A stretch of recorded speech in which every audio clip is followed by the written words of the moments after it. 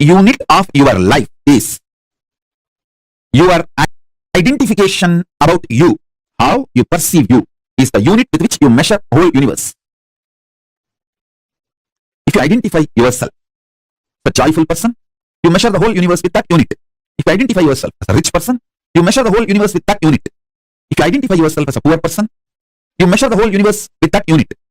How you assert yourself is the unit with which you measure universe. That's the way you live. That is your responsibility. That is your existence. Now I'll give you simple understandings, few understandings. Listen.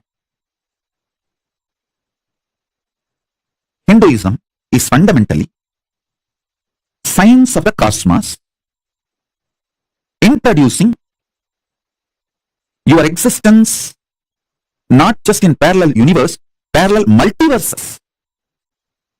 So understand, the first powerful cognition, understanding, satya, you need to grasp is, even now, you have a simultaneous existence in waking state and dream state. That is why very casually, spontaneously, you can slip into dream state and come to waking state without any effort. Sometimes when the brain fog is too much, you start feeling that there is no gap between the dream state and waking state. I can see when people stare into my screen. I tell them, I am in front of you in waking state. Please don't mistake, I am appearing in your dream state. Now I'll give this example so that I can help you to understand how you can face yourself in the multiverses, parallel multiverses.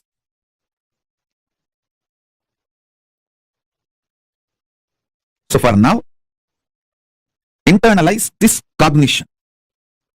You exist in your waking state and dream state simultaneously and spontaneously. That is why, without any difficulty, you can just slip into that state, that body, that self, and come back to this state, this body, this self. Your biochemistry is naturally prepared for you to slip into these different states and different selves and experience different existence, different universes. In waking state, the universe you experience is different, and the dream state, the universe you experience is different. So with this understanding, expand your cognition. You exist in parallel multiverses like Suvargaloka, Maharloka, Janaloka, Tapaloka, and Kailasa itself.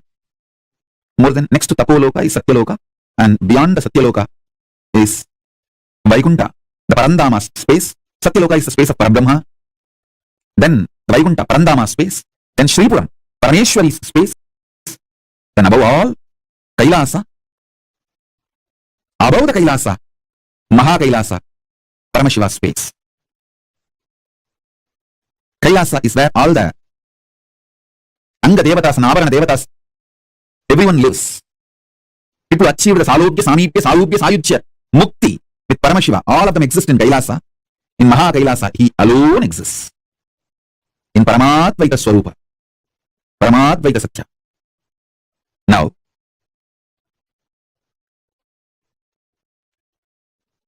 if you understand and start facing yourself in the parallel universes, parallel multiverses, first thing will happen to you is you will understand the whole cosmology and cosmos logical. The logic of the cosmos. Logic of the cosmos is natural law of life, dharma. Listen. If you understand the logic of the cosmos, you will have so much power. So much power.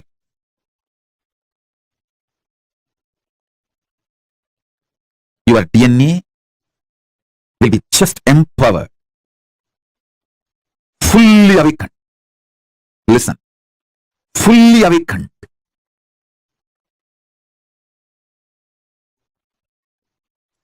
Whether it's a powers or the state, space. Listen intensely. Whether the state, space, powers of Paramashiva or Paramashivatva itself. Your DNA, your biochemistry is capable of spontaneously, simultaneously slipping into the parallel universe, parallel multiverses and face yourself. Please understand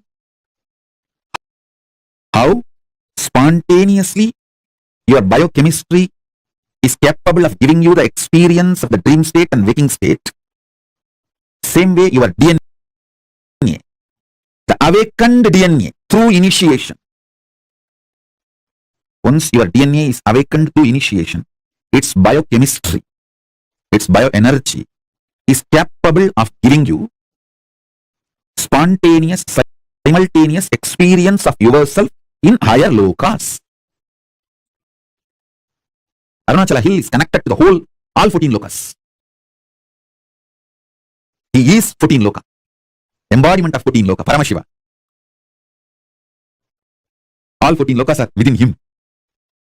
Arunachala has the address in all 14 lokas. If you write letter Arunachala Bhuloka, Arunachala Swarloka, Arunachala Maharloka, Arunachala Janaloka, Arunachala Tapoloka, in all 14 lokas, there won't be any address confusion. Simply the letter will be delivered. Because in all 14 lokas he exists. And more.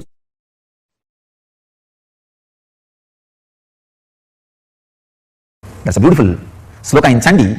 Yadevi Sarvabhuteshu Matru Rupena Samstita Namastasei Namastasei Namastasei Namo Namaha. O Devi, who is residing in all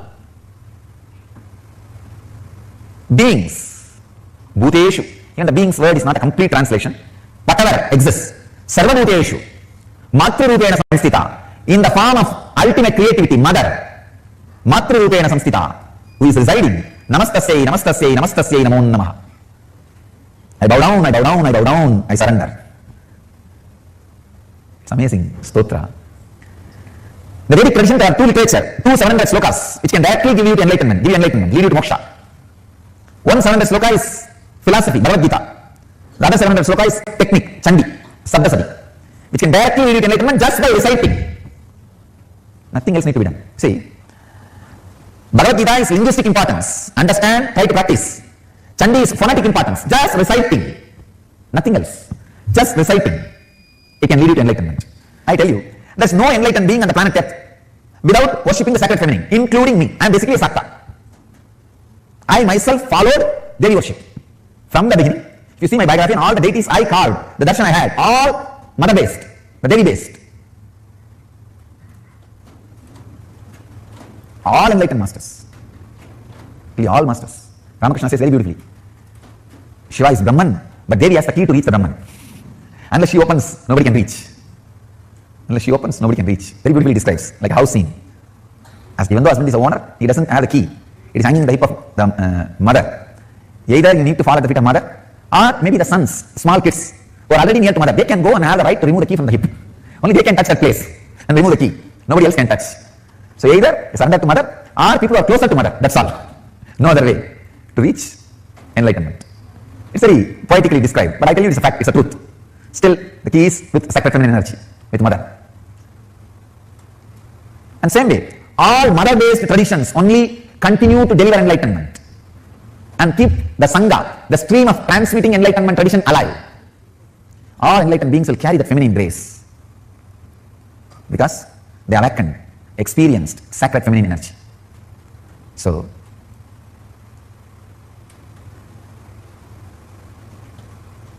meditate on sacred feminine energy, mother energy, healing energy. It can be a very powerful process, very beautiful meditation technique.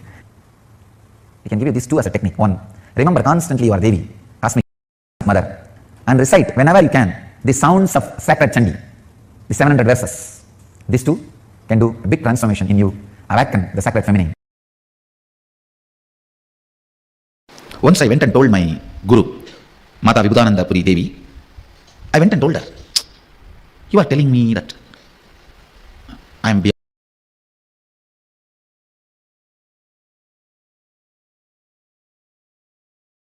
the life and death. She read out Ribhu Gita to me that day and explained some of the great truths in Ribhu Gita, and I strongly recommend all my disciples read Ribu Gita. If you have time, no, make time. If I say if you have time, you will never have time. Make time, read Ribu Gita. It's one of the greatest scripture in Hindu tradition. And she explained to me a concept about immortality. And I went and slept over it. Next day I went and told her, you explained, but I am afraid whether I will enter into that space at all. How to enter into that space? She said, please listen, this word is very important for all of you. Just entertain this desire to experience that space so strongly, the fear whether you will experience or not will break. That is the moment you will experience that space. Listen. She told me beautifully, தேடுதலே தேடுபவனை தேடுவதற்கு ஆக்கி கேடில் செய்யும் சக்தி வாய்ந்தது. In Tamil she said, I'll translate in English. Seeking is powerful enough to merge the seeker into that which is sought after. She said beautifully, what you are seeking, entertain that. That is intelligent enough to break the fear whether you will achieve it or not and make you enter into that space which you are seeking. It was such powerful click for me, I tell you. This is the key I used to experience everything described in Agama and Tantra and Vedanta and Yoga. This is the master key. This is the master key. If something clicks with you the moment your master utters, your heart is waiting for the truth, understand? Your being was waiting for the truth. When Vibhudananda Puri explained about the seeking, hey, don't worry, just keep the seeking. தேடுபவனுக்கே தேடுவதை சென்றடைய வைக்கும் சக்தி தேடுதலுக்கு கேடிலாது உண்டு. Means that seeking is powerful enough to make the seeker to merge with what is sought after. So you don't need to have something else, or you don't need to worry or entertain any other fear. Will I achieve what I am seeking? It was such a powerful click for me. I think a right word was told to me by the right person when I was in the right temperature. It straight entered into my system. After that, in any of the spiritual practice, there was nothing called impossibility or obstruction or obstacle. She will tell, okay, chant this mantra and realize Bhuvaneshwari. I will not even have a second thought. If I just chant this mantra, will I have darshana Bhuvaneshwari? How can it be? I will not even have a thought. Even if the thought comes, I will tell, hey, Mataji told me, my power of seeking, the seeking is powerful enough to make me experience the space I am seeking. So then, I am seeking to experience Devi Bhuvaneshwari, and here is the mantra. This is enough, powerful enough to make me experience the space of Bhuvaneshwari. I don't need to worry whether I am going to have a darshan or not, experience or not. Come on, let me sit. Over. Because of this confidence and energy and intensity, simply I was mastering different methodologies, techniques, yoga, pranayama, kriya, everything she was teaching. I was just mastering. By giving this one click to me, that your seeking is capable enough to give you the experience of what you are seeking without any external help or support. By giving this click, she removed the Dvandva Vigna, the impossibility from me once for all. If she gives me Rajeshwari mantra today, I just know in next 48 hours I will have darshan of Rajeshwari and I have to go back and report to her. If she gives me Varahi mantra, I just know in next 48 hours I will have Varahi darshan and go back and report to her. If she gives me the Tidinitya Devi's mantra, I just know I will have to go and sit and practice it and I will have darshan of that and I have to go back and report to her. That idea, it may work out for me, it may not work out for me, the impossibility whether it is going to happen for me or not, that she broke. See, when that is taken away, so much of excitement and joy, that very excitement makes the whole path very short. Path is long only when you create hurdles by yourself. Path is always short when you create only excitement. Only when you produce excitement, path is always short. Understand? Out of the food you ate, if you produce only energy, life is always exciting. But if you start producing gas, life is always tiring. The same thing. Out of your thought current, if you produce only energy, excitement, sadhana is always great, exciting, enjoying, beautiful. But out of the same thought current, if you produce again and again impossibility, SDHD, spiritual practice is tiresome. Who knows what is happening? Who knows what is true? What is wrong? What is right? Will I have it? Will I get it? Or maybe it worked for him in those days when his body was without toxins. Now, who knows? My body is full of toxin. And will the same process work for me? You will have 1,000 stupid questions to make you strongly believe it is not possible, at least for you. That is what I call Dvandva Vigna. The second day, over, break up. If you fought with your girlfriend and did not pick up her calls one night, 40 times she broke up with you, and 41 times she has come back to you. If she is too emotional, 80 times. If you are smiling, it is taking with you. Understand? No, really. That is exactly the way you deal with spiritual practice also. You have 1,000 questions to make you feel it is impossible. At least within 3-4 days you are convinced, if it is not second day or third day. Within 3-4 days, you know, this is not for me. Over. I tell you, liberating me from the Dvandva Vigna mental setup is the greatest thing my Guru has done to me. With this one click. Listen, I'm not asking you to get depressed by thinking about death. I'm not interested in taking away your confidence, which you carry that you are going to exist forever. I'm not interested in taking away the confidence. And the confidence is not false. That's the good news. Yes, you are going to exist eternally, but please decide to associate yourself with that permanently. It is like just by having the fish smell, you imagine you ate fish. Just by having the confidence, which is the smell of the eternal consciousness, you start deluding yourself, you experience that eternal consciousness. That is what I'm telling you. Smell is not eating. Please listen. Sometime, if you are planning to eat just for the sake of taste, not because of hunger, even if you enjoy the smell of the hotel, you will feel like you ate already. You won't feel like eating. If you are not really feeling hungry, but you decide to eat just for the sake of taste, or you saw the photographs of that food in the hoarding, in the poster, if you just decide to eat for the sake of taste, or for the sake of the way the food looks, even if you enjoy the smell sitting in the hotel for a few minutes, you won't feel like eating, you will be full. Same way, if you are superficially looking into you, what is death, all that? Even the smell of your consciousness, which is confidence. Let me explain. It's a very subtle point I'm trying to explain. Listen. There is part of you which never dies, which is eternally alive. Your consciousness, your bioenergy. There is part of you which dies. Unfortunately, you associate yourself with which dies, but you draw confidence from which does not die. It is like, just by smelling the food, you feel you ate and you are fulfilled. Smell can never fill your stomach. Listen, only if you eat, it can fill your stomach. Same way, just the confidence of bioenergy that you are never going to die will not make you enlightened, solve the issue once for all. The confidence of your bioenergy you are never going to die will be there till your nail gets broken or you face a small fracture. A hairline crack is enough to take away your confidence that you are eternal, you are not going to die. Please listen. You are eternal, you are not going to die. The confidence is only the smell of your bioenergy, not experience of your bioenergy. The rebirth has happened. I had many extraordinary spiritual experiences. But realization of my incarnationhood, who I am, the original state, that realization completely disconnected me from the world. Around 9 months, I was completely away from this body and mind. Even though this body and mind was taken care by Kalabhairava, Kalabhairava was handling it. It was at least doing the activities to keep itself alive, like breathing, eating rarely once in a while. Body was doing those basic actions. But there was no sleep or 1, 2, 3. Body was doing minimal activities to keep itself alive. But I was completely out. So after 9 months, see, the last moment I remember was 2000 January 1st till evening. After that, I can recollect is only the 2000 Diwali, almost 9 months after. Only on the Diwali day, 9 or 10 months. On the Diwali day evening, between 4:30 to 6, I saw very clearly as a motherly, healing, compassionate, loving, Kali energy landed into the body, and the first word came out in Tamil language, Anandamaga irungal.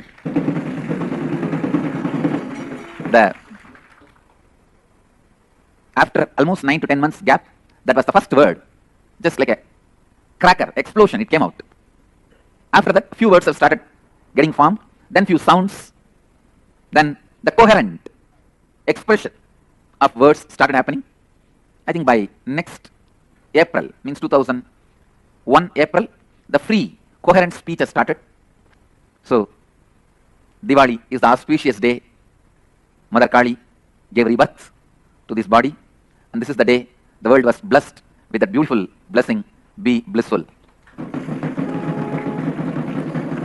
Even now, I always see, if that word comes out as a blessing, that's it. Whatever the person is asking, such a strong space is created as a blessing for that person, and I can say it's a real tathastu. It happened. I was nearing Arunachala. So I was staying in a place near Kanchipuram. I was able to move my hands and legs little coherently. So the body was going in a bus, the public transport, to Arunachala. Please understand all this without any words inside. Just a vague memory only I have. Kalbhairava was moving the body. Maybe the eyes saw Arunachala from the distance in the bus. Bus has entered the Arunachala's energy field. I saw, after 5 to 6 minutes, suddenly that Kali's energy landed in the body and the word came out. I can say that is the rebirth.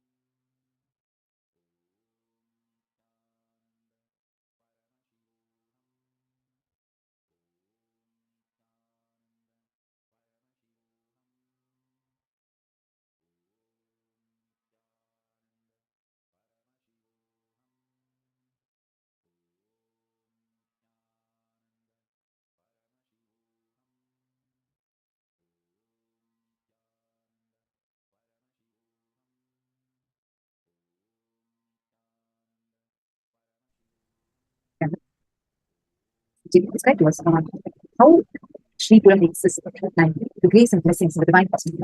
How Inu has me. She just rushes towards it. Even the Paramashiva, you need to pray, you need to do something. But the Parashakti, the cosmic, you act like you're doing it.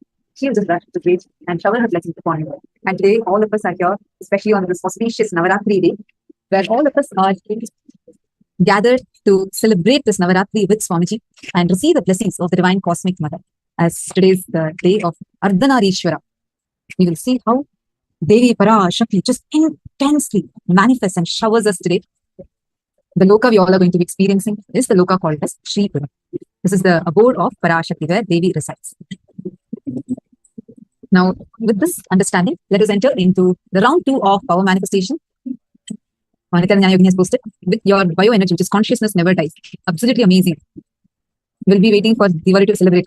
Actually, the Diwali is the day, like Swamiji explained to us, revealed to us how Parashakti, the cosmic mother, radiated through Swamiji. It was that very day. It was this day, Deepavali, and Parashakti started manifesting through Swamiji, and Swamiji settled into the body from the very first, starting with the words Ananda Madhya, meaning be blissful. So now it's time for us to start the next round of power manifestation. Now we're going to be doing the power of seeing on Krishna. And joining with us, we have Manitya Shambhavananda, who's going to be guiding us further in this power manifestation.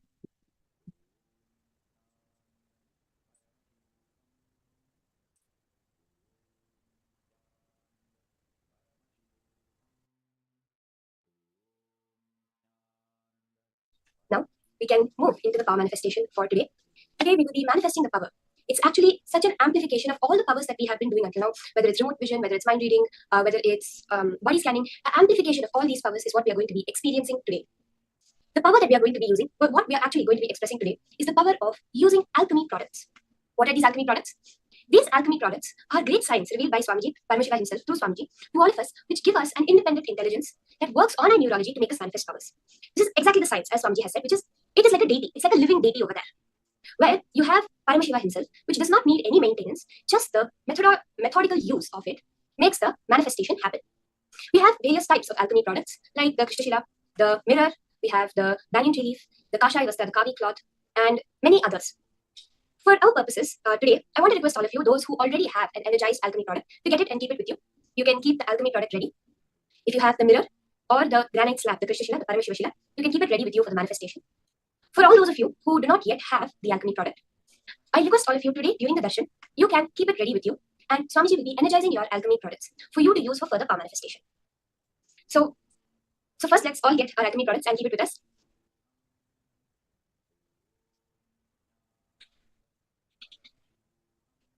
You can get the Aushadha also for you to do the power manifestation. These alchemy products literally act as a portal for you to view the different dimensions of the cosmos, where it literally tunes in to your neurology, changes your neurology, aligns your brain circuits to be able to reflect Paramashiva and manifest the powers. On the mirror, you will be applying a thick paste on the mirror or the Krishnashila. You will be applying a thick paste of Jnananjana, if you have it, or any other energized Aushadha, like turmeric, kumkum, the processed turmeric, the Vibhuti, the Bhasma sacred ash, or Chandanam, the sandalwood paste. If you have any of these energized alchemy, the Aushadhas, you can apply it as a thick paste on the screen, on your alchemy product, whether it is a mirror or the Krishnashila, you can apply it as a thick layer. So I guess let's take a few minutes and all of us do this.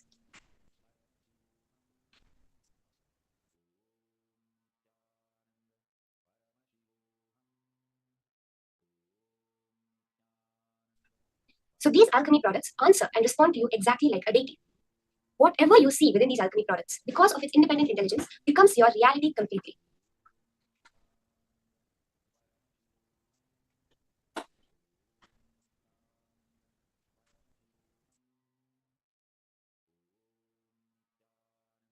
So I hope all of you have kept the alchemy products ready for us to start the manifestation.